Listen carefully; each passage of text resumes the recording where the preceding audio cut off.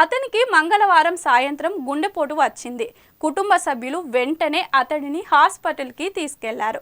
చికిత్స చేసిన వైద్యులు బుధవారం ఉదయం చనిపోయినట్లు నిర్ధారించారు. దీంతో కుటుంబ సభ్యులు అంత్యక్రియలకు ఏర్పాటు చేసుకుని శ్మశానానికి తీసుకెళ్లేందుకు సిద్ధమయ్యారు. ఆ సమయంలో అతను పాడెపై నుంచి లేచాడు.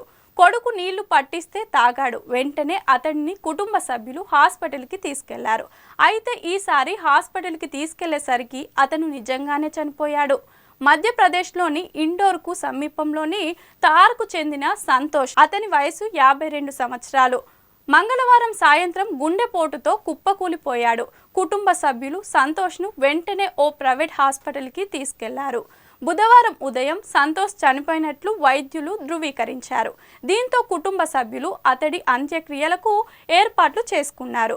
మృతదేహాన్ని పాడపై ఉంచి శ్మశానానికి తీసుకెళ్లేందుకు సిద్ధమవుతున్నారు.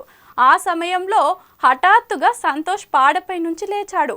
కొడుకు మంచినీళ్లు పట్టిస్తే తాగాడు. కుటుంబ సభ్యులు వెంటనే సంతోష్ను హాస్పిటల్కి తీసుకెళ్లారు. అయితే హాస్పిటల్కి తీసుకెళ్లే సమయానికి సంతోష్ ప్రాణాలు పోయాయి.